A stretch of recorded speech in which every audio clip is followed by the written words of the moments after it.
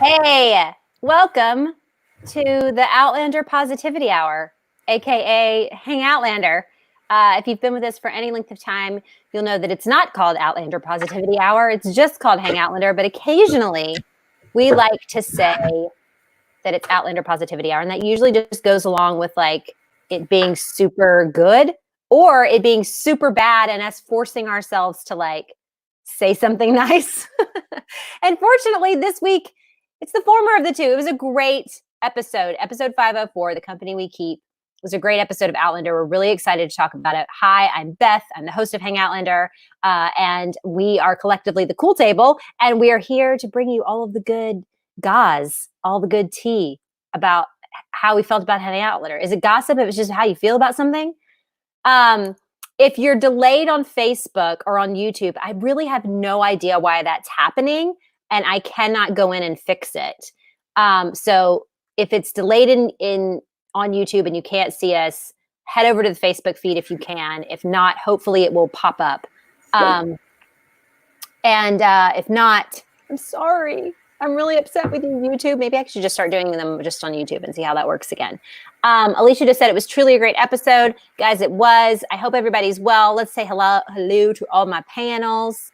Say hi to Julie and Amy. Hi, everyone. Hello. Great. Amy just said she can see us now on YouTube. So yay, it's working. We started a little bit late, so it might have been that too. So how did everybody in the chat like the episode, and how did you guys like the episode? I loved this episode. I loved every minute of this episode from beginning to middle to end. I never once looked at phone. I never wondered if it was going to end. I loved it. I loved Katrina. I loved Sam. I loved Sophie and Rick. And I loved it all. I loved them all. Amy? I don't think that I can use I didn't look at my phone anymore as an excuse or whether I liked it or didn't like it, because I kind of have an obsession, and so that's not really a good gauge for me. I really liked this episode. I did watch the finale of Hunters yesterday, which was bonkers. So in comparison to that, it was a little muted, but I really enjoyed it. Yeah. We've got a lot of people saying they were totally engaged. Yes, Morgan, I did not. This is the first time I did not like stop and just like not pay attention to something that was going on for a good amount of time. Jamie just said it was the best episode so far.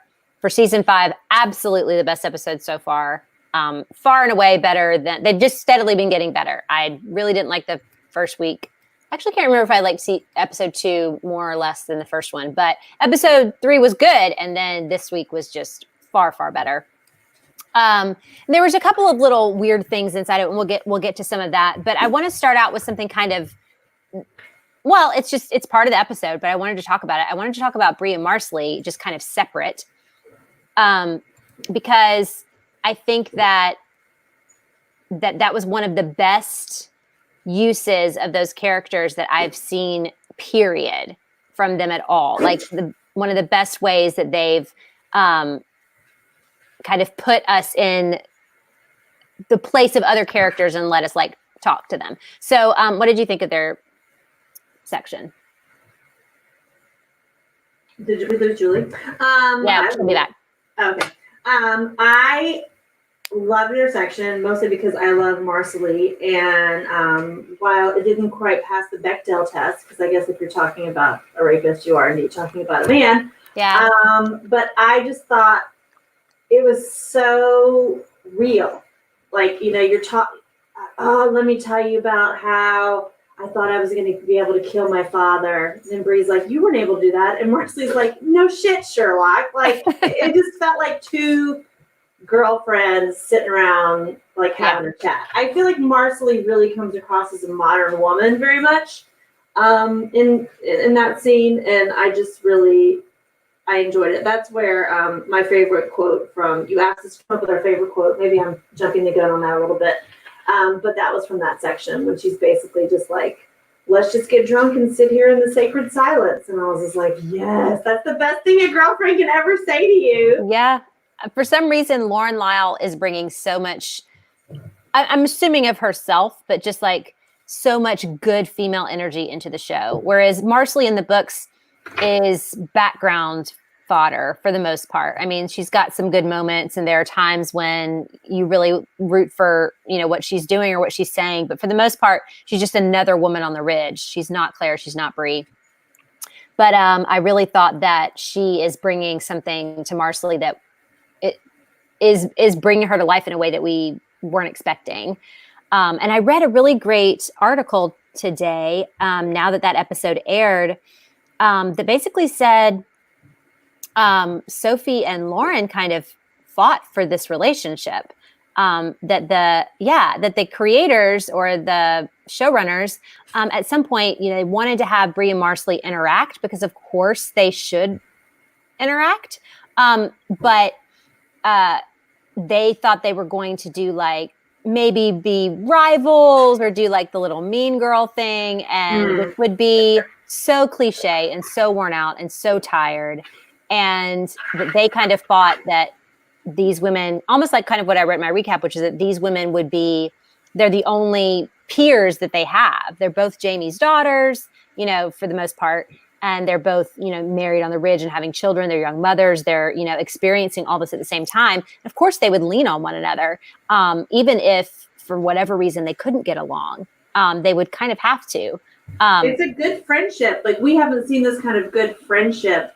It's for people who aren't related to each other since the first season. And what are the two guys? Angus, Goofus. What was their names? Rupert and Angus. Yeah, those two. They just seem to have a genuine friendship. Everyone else seems to interact with each other because they're related or they're, in some kind of drama situation together. But this was just you're right, two peers. Yeah. They have the same things in common. And I mean, I'm sure that that's something that Bree probably misses from the, coming back from her time from the 60s, was having that true, strong, friendship. It's probably very different female friendship and how you connect and interact with people back in the day. Yeah.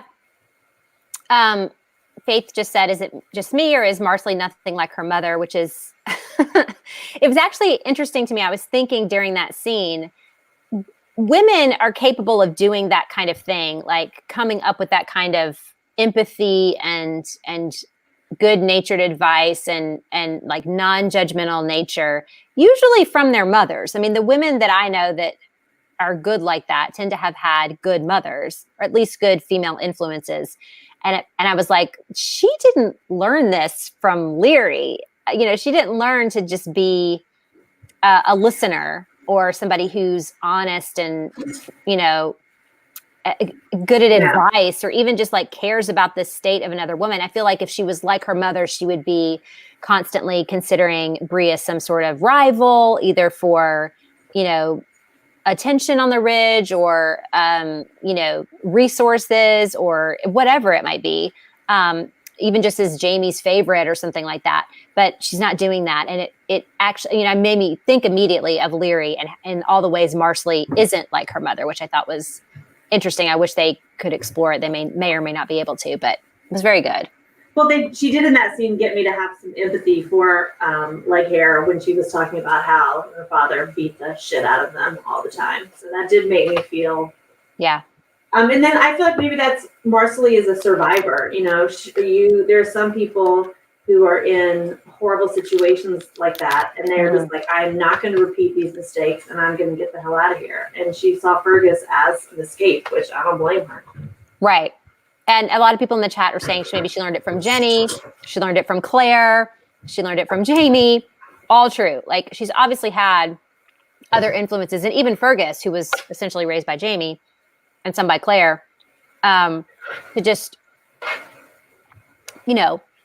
mellow out whatever it is she inherited and was nurtured into from her mother. But it would be interesting now to have to see them interact as mother and daughter, with Leary with Marcelly being a cool, chill, person, and Leary obviously not being so. Yeah. Alicia just said they've done a lot of character growth in Marcelly. Wait, is it Alicia, or how do they say it on the show? Alicia. Yeah. I think they've done a lot of character growth with Marcelly because when she first showed up on screen, she was not a likable character. The acting was awesome, but the character was not likable. Yeah, the first introduction, even in the book of Marcelly, is one of my favorite moments in Voyager. I like threw the book across the room. And so I thought she did that really, really well. And yeah, you hate her. And she said it's Alicia. Alicia. Yeah. That's how I said it, I guess.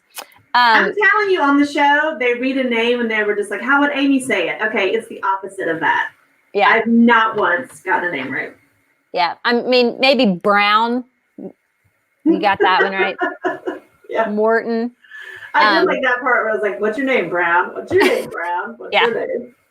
But yeah, it was kind of weird that they were like Alicia, and then he kept calling her Allie, and I was like, I'm pretty sure they didn't do that. I don't think it would have been Allie. But let's discuss Brownsville for a little bit. I'm also very conscious of how many times I'm wiping my nose and recording this. Well, I'm eating jelly beans, so it's okay. Julie, by the way, like her internet kind of went out and it won't let her join back in. She's getting kind of like a weird, it won't let her back in the chat. So we're sad. We're sad that we're not getting Julie back. Maybe she can join the chat, Julie. Just get in and chat, everybody. But anyway, like Brownsville itself, I was excited to see this episode. I have read some people saying that they thought it was really odd that it was a whole episode in Brownsville. And I think it is a little weird that Brownsville took so long. It could have been like a stop on the way to doing something else. But as I think about the rest of the season and where it might go, even though there's a lot to cover, I can kind of see how it's going to pick up and where things are going to fit. Now that we've had a few episodes under our belt. So I wasn't that surprised. This whole set on the trail, they might as well, use the whole thing. Yeah. I didn't mind it. Why was it set where it was set? It did seem weird that like you didn't even, the back of each house kind of went off into a ravine. It was like in a gulch. And it just seemed so odd. Like the best for like water management. Yeah. The water, runoff. It didn't seem. I've read so much about water tables and runoff and grading of property since we're trying to get my kid a new high school. I'm like, oh my gosh, that looks like I would have never built that way. But I liked it. I felt it was not at all like I pictured Brownsville in the book, but it felt. I feel like Outlander is the best when it's dark and it's night and there's not a lot of lighting. You kind of get the dirty, compact, cramped feeling. I liked the way it looked. The only thing that I thought didn't make a whole lot of sense, other than it being kind of crammed into this gully, was like that there wasn't. We never see the ends of things. We rarely see them approach anything anymore. And I get that that's a bigger set and that calls, more location and all of that. But like a lot of times I wish we were seeing more sweeping views of what it's supposed to look like and where they were. But I liked once they got into the rooms and the buildings and stuff like that. It was dark and dingy and stuff like that. Again, it was a good set. It didn't bother me. It just felt a little oddly placed. Like any kind of rainstorm like you get in the North Carolina wilderness would just, everything would be gone. Right. Yeah. But I feel like it kind of added to like everyone on top of each other feeling, and everyone there is named Brown. So it's like you kind of know everybody. Yeah. And everybody's up in your business. They sure are. Yeah. Let's discuss Roger a little bit because this is how this episode starts out, is with Roger. Well, it actually starts out with Stephen Bonnet doing his little coin trick flip. And which I liked. I liked that was just a nice little nod for them to kind of like let us decide what that is and who that is and not give us the full details. Like I feel like they're starting to listen to us after 4 seasons and start to like trust the audience a little bit with a little bit more information. But Roger makes a bad choice in this episode. And I was so surprised that after all of the flack that they got from last season for Roger being an absolute cad, just the worst, like worse than he is in the books. I heard Matt kind of make light of the fact that he didn't come directly to River Run, like that was his problem. And I wanted to be like, that's not the problem people have with Roger. It's not, he didn't come directly to River Run. It's all of the horrible things he said to Brianna, all of the ways in which he made her trauma about himself, you know, all of the ways in which he just is a big whiny baby. And he mentioned at the end of the episode, Matt did, that he did make it all the way from New York with the Mohawk down to River Run by himself. So he's capable. And I thought it was interesting that that's what they were going with, that Roger is capable, but at the same time, this entire arc, this whole season feels like you're talking about all the ways in which Roger is incapable and aware of it. I think that if Jamie hadn't shown up, I think that Roger's plan could have worked. You know, we'll give the guy up for now. We're going to get everybody shit-faced, and then we're going to run away. Or, you know. Yeah. Well, is that what he was going to do? I don't, that's my best guess. I don't know. I mean, he tells Jamie, well, what were you going to do once all the whiskey was gone? And he was like, I was hoping you'd show up. Oh, maybe that was when I was checking Instagram. Maybe. So obviously, like, didn't really have much of a plan. But what sucks about that is that they just neutered him. In the book, yeah, you're right. Roger busts into Brownsville with his musket and like does something heroic in a way that was foolhardy and kind of dumb. We should have had the militia like back him up. But at the same time, it wasn't just this like coward's way of getting them to quit firing at them, which is what he did in this one. Yeah, he doesn't seem to, he has a self-confidence problem. He doesn't trust himself to, you know, when you're in that position where you're trying to make a decision, but you feel like you're going to be judged, you're never going to do the right thing anyway, and then actually it keeps you from doing the right thing. But also, Jamie's one is like, oh, you're a captain now, but you don't know what it is to be a captain. Like, no kidding.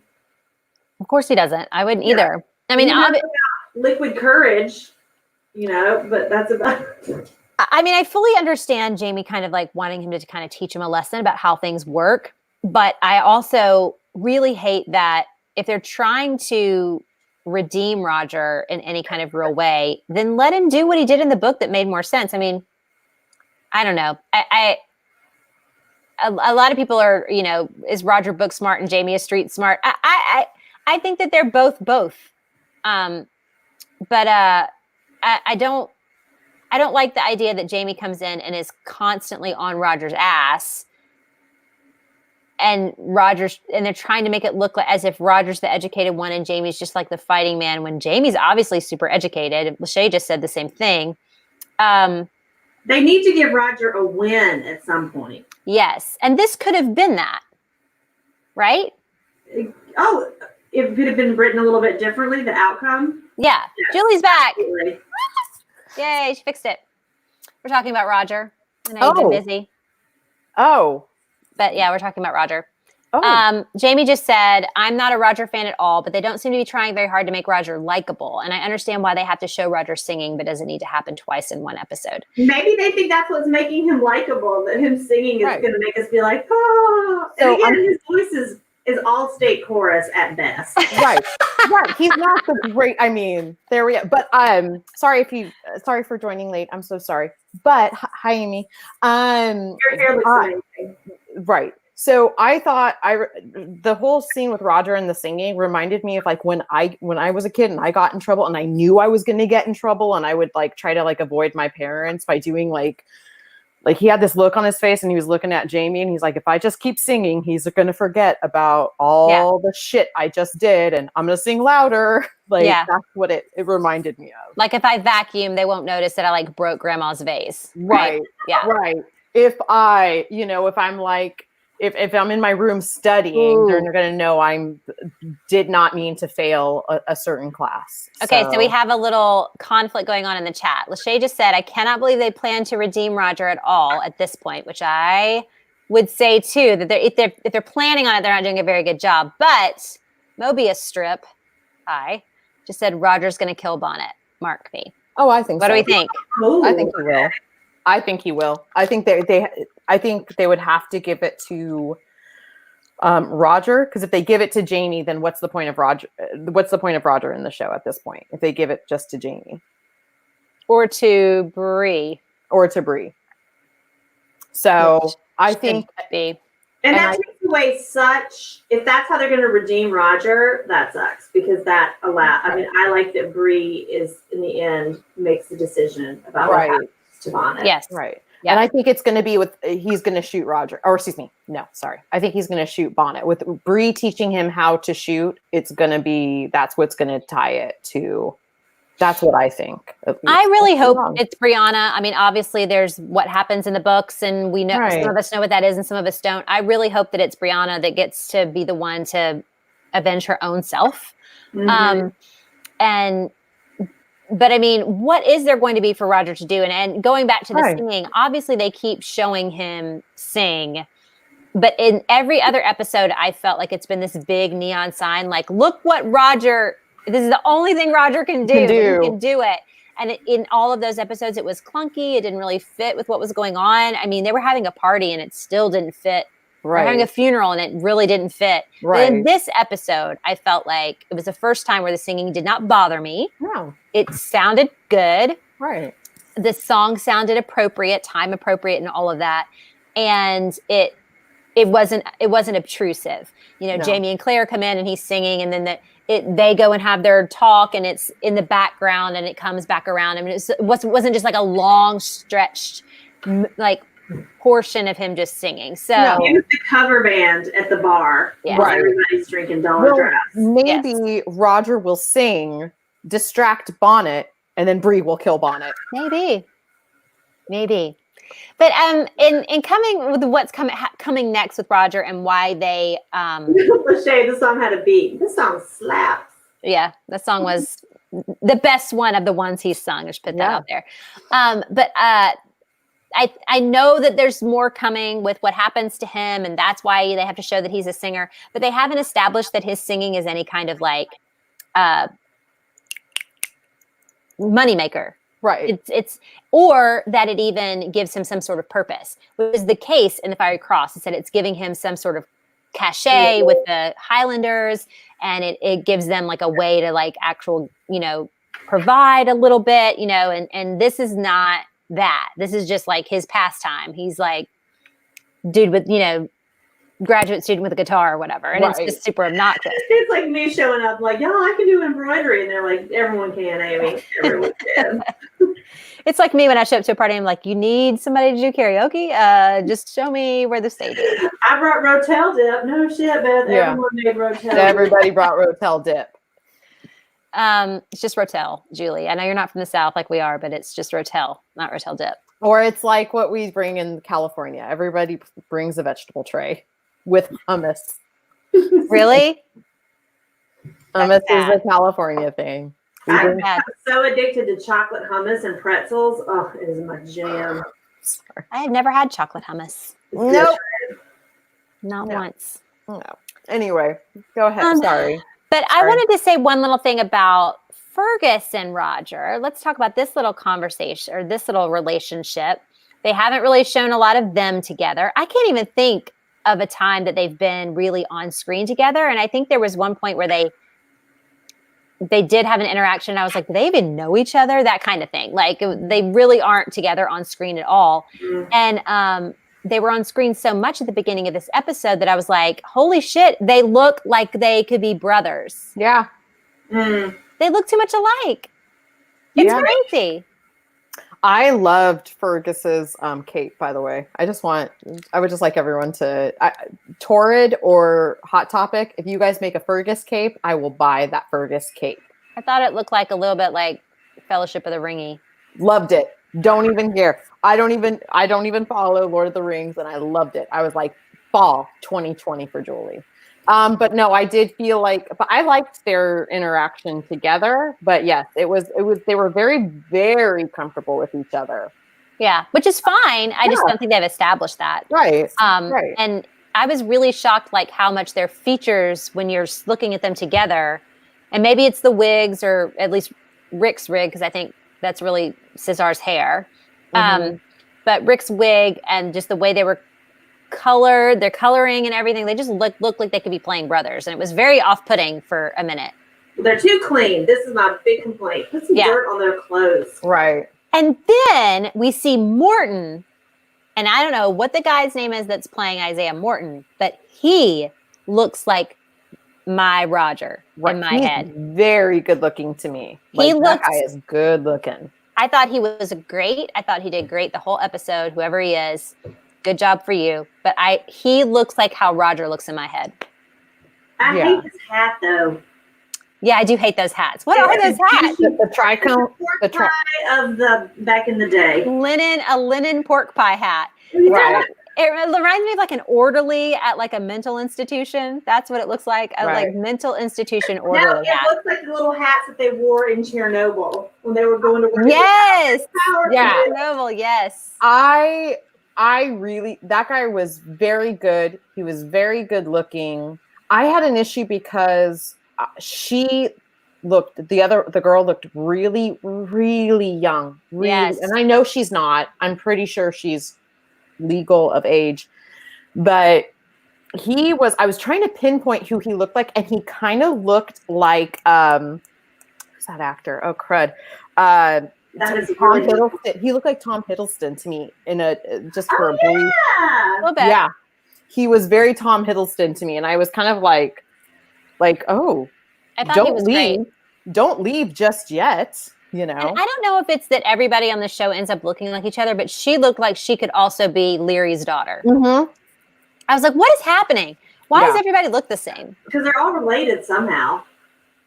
All the Scotts probably are. Yeah. Well, and some weird, Dawson Marsley's 15 years younger. In the books, I think Marsley's like 13. Yeah. Surely not. I think she's super young. 13, 14. When they first get married, though, right? Oh. I mean, yeah, when they first get married. Right.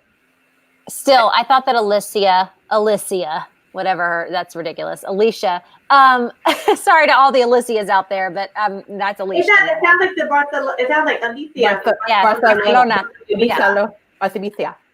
There's a whole Curb Your Enthusiasm episode about he goes to like his favorite restaurant, and they all are from that part of Spain where they do all the and then he burns his tongue and chips his tooth, and he goes and talks to them, and and they're like, "You're making fun of us." That's hilarious. So Amy Rose said in the book she was 15 when she left on the ship, and she is 15 years younger than Fergus. Brett and says so. Well, yeah, because Marceline is young. Sorry about that. So Marceline is definitely younger. This girl looked very much younger than what's his name? Morton. Yes, mock me. So, but I kept on thinking, hey, there's Tom Hiddleston's brother. Yeah. Like, I didn't like how young she seemed. It wasn't just that she was young looking. I felt like her desperation and the way that she was reacting to being in love felt very juvenile. Well, and there was and even I really hate the cliche of like holding a stomach when you don't, like, oh, and then Claire going, "Are you pregnant?" That is very cliche. You went back. I mean, there were 2 times in this episode where I was like, go back to the drama from episode 1 where it was just like super cliche. That was a super cliche moment for me. And then I did not understand why we saw like attempted suicide in this episode with a giant like musket gun, whatever those are called. I mean, I just really does she do that? She doesn't do that in the book, right? She doesn't do that in the book. I can't remember that part, but it didn't really bother me. It just showed me her desperation. I think my issue with it was the fact that she found out he was a married man. He kept that from her, and she didn't give him just a little bit of hell, like a little slap in the face, a little, what the hell are you doing? It was immediately they started to make out and I love you and let's be together. And there was, the explanation, because he explains to Jamie, right? To Jamie, I did not love this woman. It was an arranged marriage. I wish he had to kind of explain that to her as well as a She way for asks her. him, do you love her? And he's like, no, I love only you. And Right. that felt very real to me for her to just be Yeah. like, because as soon as Claire says he's married, she goes, to who? Like, I mean, that felt very like, Very, that's realistic. you know, that kind of thing. That felt Yeah. realistic. And then when he shows up, she says, you know, do you Right. love her? That felt Right. very real to me and not even really soap opera-y, but very honest. Alicia just said she tries to freeze herself in the book, which I kind of remember, but not that was really. hard to probably show. Like, Obviously, for this yes. one. Yeah. That's a little So for bit this harder. one, I didn't mind. I do understand her desperation though with Exactly. an unplanned pregnancy. I mean, Oh, yeah. having been a modern woman who's experienced that. I mean, Right. and that's, she's just kind of like, as long as you can help me solve this problem, because running away with you, you know, I kind of understood why she wasn't totally harsh with him, because she was looking for a solution. She was looking for love and a solution. Well, she wanted to stay with him, but I didn't mind the whole. I mean, please don't quote me that Julie supports suicide. No, I do understand though, because she's young. She's in a time period where she was already being told that she was a disgrace, a horror to her family, like a horror to her family, and a whore. And the fact that she's carrying a child, it's like, oh shit, you know, it's going to be even worse. And they were keeping it quiet. Everybody knew because everybody's out trying to kill this guy. So it wasn't like a family secret. So I understood why she was like, you know, I get her motive. I may not. Yeah. I don't think it's the right solution, and it wasn't. So thank you, Outlander, for making sure that didn't happen the way it should have, or the way it was, you know, that way. But I understood where she was coming from and the desperation of where she was coming from. So I thought their little reunion was sweet, and I thought their moment in the room, I thought that the Jamie and Claire looks to one another in all of that moment was very, very good, which just segues perfectly into the heart of this episode, which is hallelujah, it's Jamie and Claire. Why in the world is it so novel for there to be a good episode of Outlander that showcases Jamie and Claire perfectly?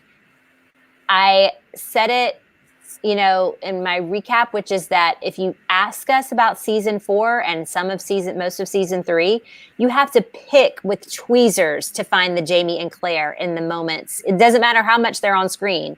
To find real Jamie and Claire moments in that season, you have to pick it apart and, like, you know, move the screen a little bit and be like, see, they were right there. He did that one thing where he pushed her up against the tree, or she did that one thing where she, like, you know, knocked him and they did this. And it's like, that was Jamie and Claire. And it's this tiny moment in an hour-long thing. This was a full hour, fully in character. Right. All the great book moments, all the things you want to see. It was pitch perfect from both of them and from the script. Right. And from all of it, all the way through. Amazing.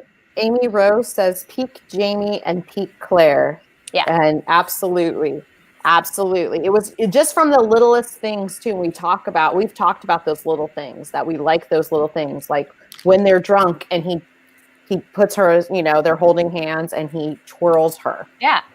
You know, little things like that. And it was just, everything was spot on, from the words that they said, the emotions they conveyed, the actions they made, even from the looks they gave. It was perfect. Everything was perfect. And the thing is it's not that hard.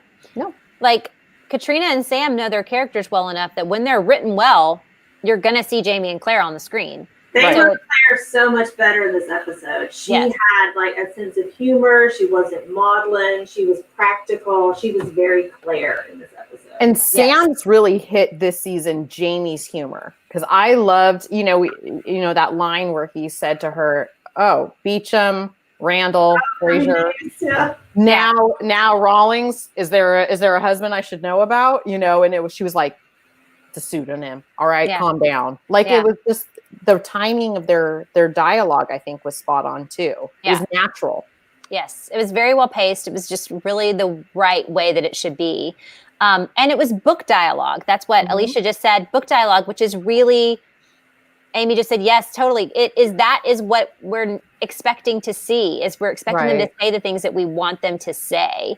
And so there are all these little moments. I mean, there was little things too, like him watching her. She has at their very first scene when they're at the creek, And he walks past her, and then he turns around and just kind of like watches her, like holding the baby. And you're like, of course. I kept saying when we were doing our reread, our book club of The Fiery Cross, that Jamie is always aware of Claire. Like he pops up like over her shoulder 50 times in a chapter. Like he's been watching who she's talking to. He's fully aware of, what's going on with her, to the point where he can like insert himself into a conversation she's been having with somebody else for 10 minutes and he was somewhere else completely. So the idea that you can see all of these long looks between them from across a fire, or watching him watch her over her, where she's not even aware that he's doing it, is so satisfying, because when you get to points where Claire says to Roger, he just entrusted you with the thing that he loves the most. They earned that throughout this episode. I mean, obviously they've been earning it for 4 seasons, and putting this, gigantic romance on the screen, but that felt earned even within this one episode, just from the simple way that they interact with one another, and the fact that he helps her down from the carriage, and, she walks into the Brownsville homestead looking for somebody, and you think she's going to have to do it alone. And 5 seconds later, Jamie is right behind her. It's the best. Well, it's the notion. This is what we loved about him and her. It's the connection that they have. And that's what they showed in this episode, was the connection that they had. And it wasn't shoved down our throats. It wasn't like it was spoken. All it was through actions, through looks. Yeah. He pays attention to her work. There's nothing sexier to me than a man who pays attention, knows what you do for a living. So when he was like, you don't have penicillin yet, do you? He knew what she's doing. Right, he knew. And he wasn't also, when she was like, they printed my work. This is my work. These are my words. There wasn't anger. There wasn't. And he's like, well, look at that. Look at you. All right. Good job. Good news from Purely Amuse. That rhymed. Kat said that this director did another block later on. I'm looking forward to more from this director. I agree. Right. His name is Jamie Black. I'm assuming it's a dude. Jamie Black could easily be a girl. Right. And then also that we have to give credit to the writers too, because this one was written by somebody new to Outlander. Her name is Barbara Stepansky, I think is how you say it. But she was new to Outlander, but been around for a while, doing other things. So she did a great job, and the directors did a great job with this episode and the last one. So yes, I'm glad they're coming back. I didn't realize that was happening. Who was it that keeps asking? I think it's Faith. Faith, what do you think of the baby discussion between Claire and Jamie? You've asked this a couple times. I'm gonna get to it, Faith. I'm getting to it. Clap for that baby discussion. It's the best. It's the best. First of all, I didn't realize. I didn't remember from the book why the woman wanted the baby. And that made me legit cry. Yeah. When she was like, oh, she lost her baby. And I was like, it didn't grow, or it didn't get big enough. I was like, oh. Well, not only did she lose, it wasn't just, she still had her milk. She still had that recent. Failure to thrive that baby had. Baby in her to give that. And by the way, what I loved about this episode is, this baby was the product of a white woman and a black man. And not once did that couple ever look and say, no, thank you. It was, we want to love this child. We will raise this child as our own. And then just the fact that without hesitation, she breastfed the baby, and it was such a sweet moment. Alicia just said, did she lose her baby in the book? I thought she handed her baby off to Claire to feed the other one. I think that's right. Yeah. In the book, it was very much focused on they kind of wanted the baby for the birthright. Right. Mm-hmm. This was a different motivation from the love and family. Yeah, that's correct. And I mean, it was very sweet. Even the dad looks, really happy to have the baby. And that's the thing too, is like they could have leaned into the fact that she was an heiress to whatever this property is. I don't know if heiress would be the correct word, but the one who had the deed to this property, the fact that her father is a freed slave, or a freed enslaved person, but they didn't. And I do wonder if it's better or worse, but at the very least, she looked really wanted and loved, and that was preferable. Jamie does mention it to Claire when he talks. Claire, why don't we take the child? And Claire's like, well, it's already been discussed. And he said, well, Bonnie, he goes, They kept calling her Bonnie. He keeps on calling her Bonnie. He goes, Bonnie does have, she does have that land. She does have that in her name. So, I mean, they're essentially, I think he was trying to say they're getting two for the price of one. Like, they're taking this baby for their own, but they'll also be getting this, this is going to be in the end as something. Oh, Heidi just said it was a callback to Frank, the guy. Oh, that's a good thing. Kind of like another man taking on a baby. Right. And the notion that you can love a child when the child is not, that love is still there. Well, that's a huge theme all throughout Outlander, is raising somebody else's child, right? And loving it. Lord John's doing it, and Jamie does it over and over again, and Frank did it. So for some reason, it's only the men that are doing it. I mean, I guess Claire's simply also raising other. Well, Claire's also been raising, Jamie's children outside of that, but there's a lot of that in Outlander. Well, it's now that connection with Marcelly. That Marcelly is essentially, Claire is taking Marcelly under her wing as her apprentice and teaching her. So it's a huge theme, and I love it. It's a great. Purely Muse said she thought it was sweet. There's enough trauma in the books. I'm all for softening bits when they can. I agree. It's nice when we're not just kind of showing some of the starkness that's unnecessary. Right. So, but let's go back to Jamie and Claire's convo. Because Faith just said Jamie wanted to raise a child with Claire since he missed the time with Bree. Yes, this is why this scene is so tender and sweet, because obviously one of the big regrets that all Outlander fans have is the regret that Jamie and Claire share, which is that they've never been parents together, or that, of course, they lost 20 years together, but also that they've never had the opportunity to raise a child. Right. And I love that I love the way that this is shot, because they're drunk, that he wants to have this serious conversation. Mm-hmm. So he's beaming at her, in this drunken way. He's like, do you want it, Sassenach? I'll give it to you. And he's just so happy. And you see on Katrina Balfe's face, her fully sober up. She goes from also huge cheese grin to oh my, we have to, we're having this conversation. Right. And in the midst of it, it's not even worry. It's just, she just sobers up and is like, I love this man so much that I'm not drunk anymore, so that I can have this conversation. It was great. I just loved, that was my line. The line that I love. Please know that if it is at all possible that I love you more, I love you even more for wanting to take this chance with me. Because it is not, they're in a time when it is not safe for even a 20-something-year-old woman to give birth to a child, let alone a 40-year-old woman. She's 50 at this point. 50, but I love the fact what she said was, she even says, I regret not having a child with you or raising a child with you, but regret is not enough.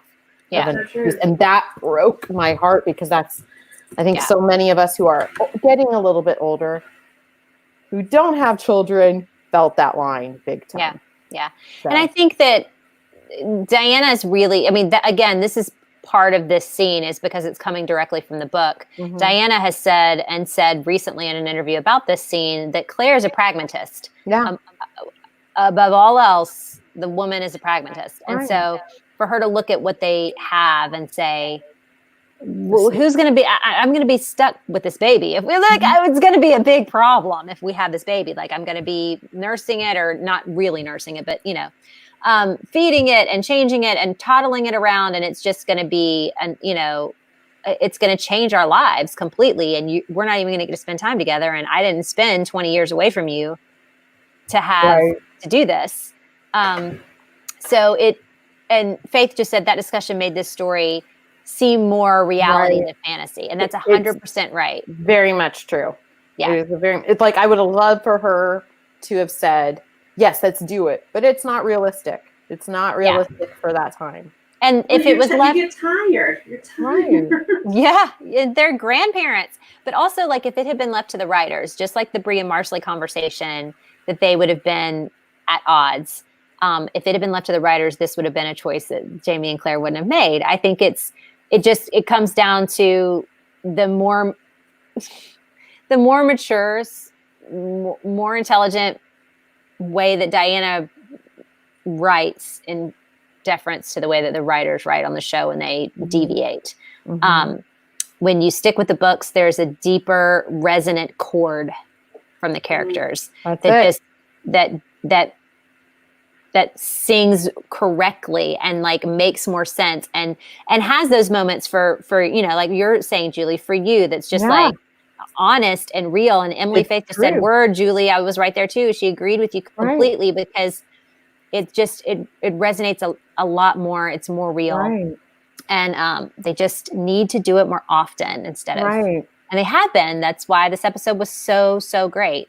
And it was the opposite of melodrama. So if it was melodrama, it would have been a different outcome. Right. And it was a beautiful, simple exchange between the two of them. And it was him that he understood where she was coming from. It wasn't an argument. It wasn't overly dramatic. It was just, I love you for thinking about this. And I love you more for even wanting this with me. And he even told her, our life is perfect. My life with you is perfect. And I would want nothing more. But if this is what you want, let's go for it. I want to do this with you. Yeah. And that's where she was like, no, we can't. Like, I mean, if it were me, oh yeah, I would take that baby. I mean, I'm not going to lie. I'd be like, yeah, I want that baby. Let's do it. I want this baby. Right. I'll have it. But, I'm not Claire, and that's not my life. But I do love how the whole thing is couched in adorableness. Like, they have these serious moments, but they weren't overwrought. They weren't drawn out. I mean, this is coming on the heels of him making jokes. Fergus is talking about his virility, and that they just came out of this like drunken dance scene, which I guess we have to talk about the dance scene. I really felt like we were watching Sam Heughan drunk at a wedding. Can I just finish one thing about the baby scene? Yeah. What I liked about it was that Jamie had to make himself incredibly vulnerable in that moment to admit that that was something that he wanted. Right. And what I love about their relationship is she never made him feel silly or goofy. She is such a safe place for him to land. And I feel like that's exactly wonderful in their interactions. She never made him feel abashed at all for she never went that he wanted it. And you know what? She didn't go through any type of medical explanation why it probably is not a good idea at this point, because she would talk about eggs and drying and stuff. Yeah. She didn't. She just said, thank you, I love you, but regret is not why we have a child. And that's not what their relationship was about. I mean, if you go back to Outlander, the first book, she tells him, I can't have kids. And he's like, chill, that's fine. Like there's like a little hint of regret there, but there's that point where she even tells him, I was made for you. Like she was able to leave Brianna 20 years after her birth because that isn't the point of her life. And it's to be with him. And so there's a bigger message there that's about their very specific romance. And it's very sweet. And I love it. Dawn brought up something. Did he want it, or did he want it for her? He wanted it for her. He wanted it for her. He was happy. He even said he's happy with their life together. Yeah. And that doesn't make him selfish. But I think he also still kind of wants it for himself too. I think seeing with especially seeing Brianna grown and seeing what a wonderful but that was also a product of, I don't think that he wants it. I think he even says, I know he says in the book, I don't know if he said it in the episode, but he's like, I've had bairns enough. Like he considers all, surrogate fatherhood of all of the children that he's helped raise. Like he's like, I'm good. Like we like he and I mean she does make the joke about like Fergus and Marsley keeping everything well populated, but like I think he doesn't really want that. I think that he would do it for her. Right. And Tweedledee D on Twitter says the only way the baby thing would have been better was with the I have bairns enough Sassenach. Okay. Part of the discussion. Yeah. I did miss She that also line. made a good point because she's like, hasn't Claire been holding Jimmy this whole time? Yes, probably. Yeah. Probably. Well, Brianna's definitely not holding Jimmy. Let me just go back to Brianna really quickly. Aw. Yes, toddlers, 1-year-olds, however old he's supposed to be at this point, can get away from you really quickly and you can't find them. But the problem with that whole scene is that he's on this quilt playing with a ball with Germain. And if babies that age fall back a lot, and there's just nothing behind him. Brick. No. Brick, he would be dead in an instant. That quilt is not spread out enough to or he's not set on it in the correct spot. I was like, move that baby. Listen, I would even film that. I don't know. I would be terrified. I would make a comment, but there is an infamous picture of me on my parents' counter that they still have now redecorated and everything. And I said to my mom, I'm literally I go, how old was I? She goes, 2 years old. And I go, there's nobody holding me on that counter. She goes, you were adorable. Look at your bangs and your shoes, your little Mary Jane. I go, that's great. Did you want to say that at my funeral after I fell off? They probably had to get like a big camera that took a minute to like wind up and take that picture. It wasn't like a quick shot. If I look closely, I'm sure my brother's hand is like holding onto my foot because that would have saved me. Yeah. You know. That scene was kind of full of some ridiculousness. Like, one, there's too many doors in that room. Two, Jim, obviously, like literally the kid who plays Jim, where was his mother? And why was she like, yeah, sure, set him down on that quilt next to that brick thing and it'll be fine. Film him sitting there. No, I can't believe that looked like that. Germain, as somebody just said, I can't find it. All he can say is ball now, or like 2 episodes ago, he was talking about heretics. Lachey just said it too. It is kind of ridiculous. He was like, ball, unless he was just like being an asshole. Yeah. And Jem moved so fast. She literally went to put something down. And they do that.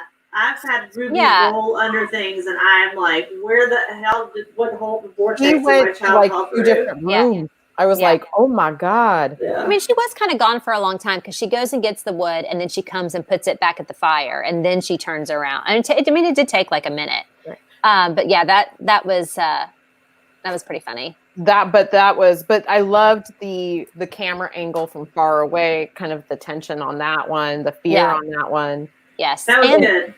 The idea that you can see from the woods that someone is watching her. Right. I love that. That better be on purpose, because I was like, if they just thought this was pretty to show this giant house. No, they even said if you watch the after show, they talk. I do not watch the after show. I did this time because I don't want anyone tell us we don't watch the after show. I did. If you have to use the after show to explain, not you, but if the producers have to use it to make me understand something in their show, they failed. Well, no. And I think, but you got it. It was the sense of, they didn't have to explain it. It was the sense of they were trying to show like someone could be watching from, she's not as crazy as, she's not playing into her fears and her concerns. Like it's legitimate. Right. Yeah. No, I didn't mean this particular episode. I just mean sometimes they do stuff in the after show. Like, look how smart we are. And I was like, right.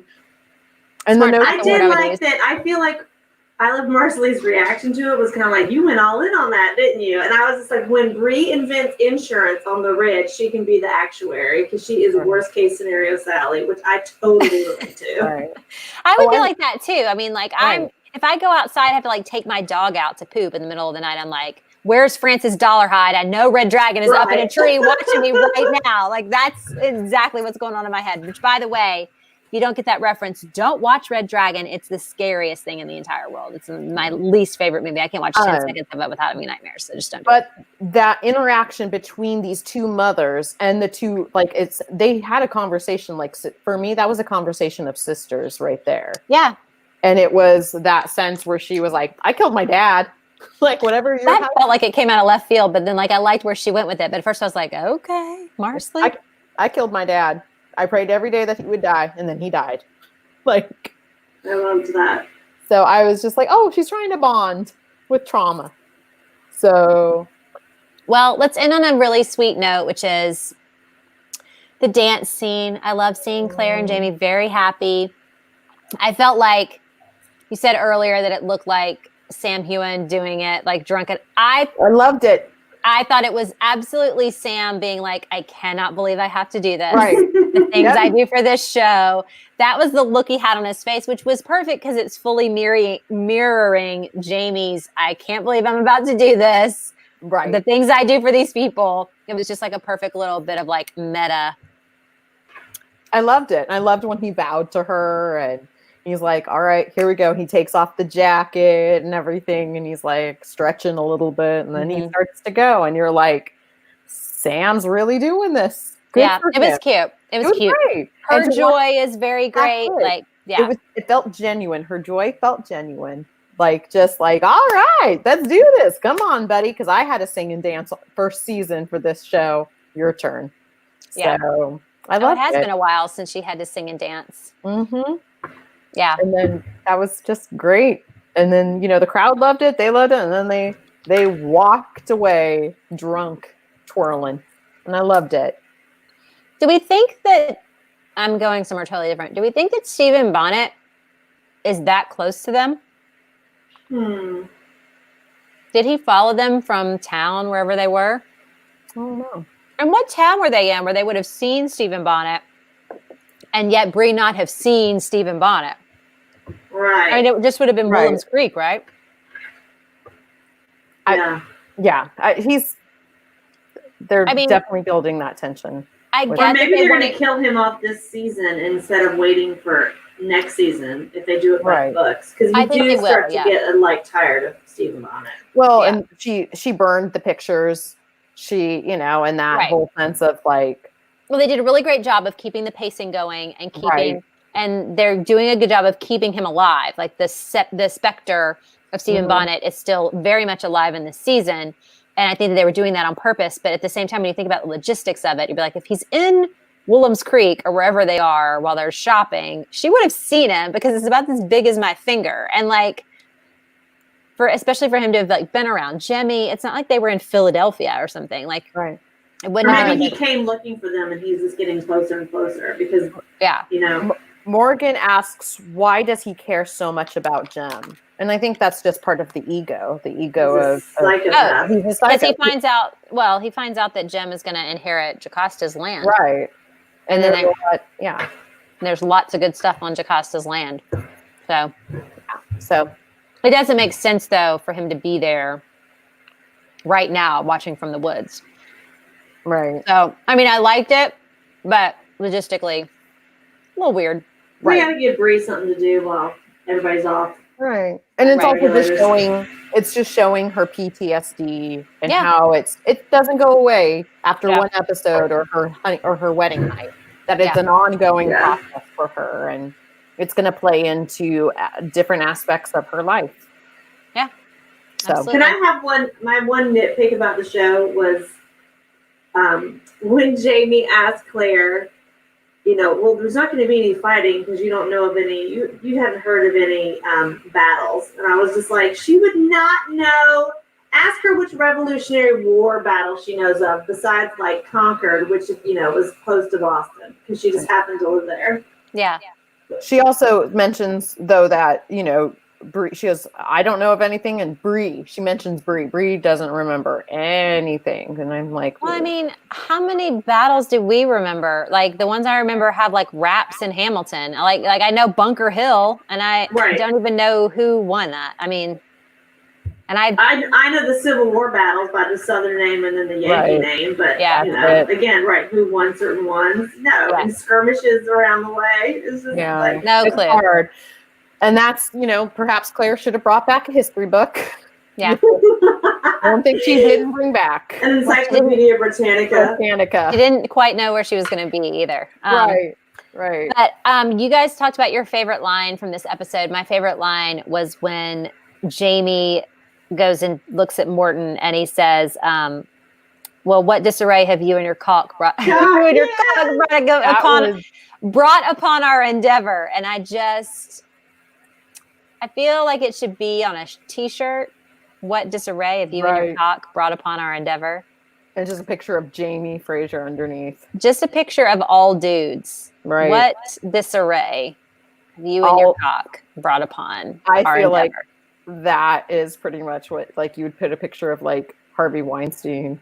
Oh, no pictures of Harvey Weinstein. Heidi actually, sorry to change subject, but Heidi actually asks a really good question. This is kind of like one of those, oh, they probably should do that. Why didn't they just ask Roger? Mr. Historian? Yeah, but not every history major studies this. Every historian knows every part of history. No. He knows about Dutch courage, but that's it. Yeah, I don't think that Mr. Oxford would know about Revolutionary War, pre-Revolutionary War skirmishes. Right. I think he knows probably more about European, maybe the Scottish culture. But yeah. I don't know. It wouldn't hurt to ask, like, hey, in your studies, did you ever have to take U.S. history? I don't even know what UK people learned about our revolution. Like, what would they learn? They'd call it the War of American Independence, and then, like, if they just hung out, they could have been like Australia and Canada, dummies. The War of American Aggression. Just upset. But Emily Faith just said, as you're wrapping up, just a quick thank you for Monday night's Hangoutlander. So glad you've carried on. It's nice to have a place to eye roll and bitch about what should have been different. Thank you very much. Thank you, Emily. Thank you.